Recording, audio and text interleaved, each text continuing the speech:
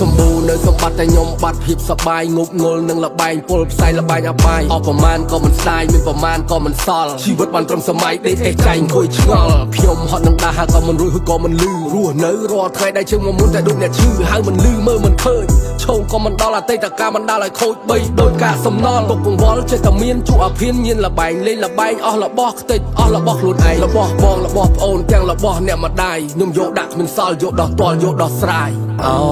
ជីវិតខ្ញុំអើយមានអារម្មណ៍ថាហត់នឿយពេកហើយ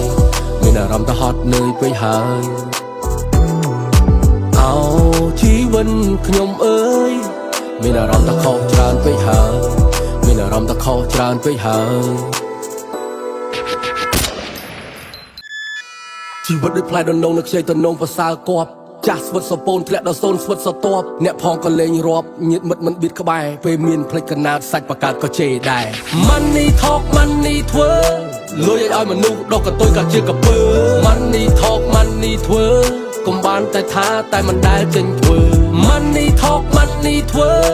លុយឲ្យមនុស្សដកកតុយក៏ជាកពើ Money talk money ធ្វើ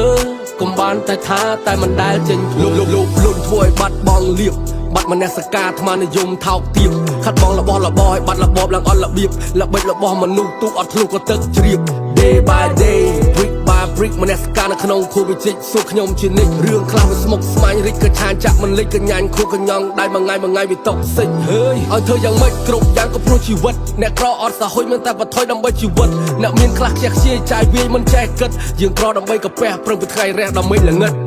ជីវិតមានតែមួយនោះទេរស់មួយជាតិធាតុមួយចានបានតែមួយដូចគ្នាទេ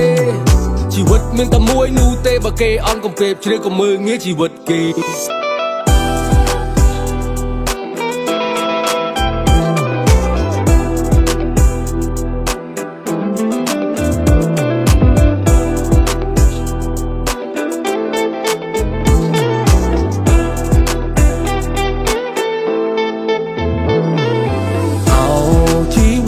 ខ្ញុំអើយ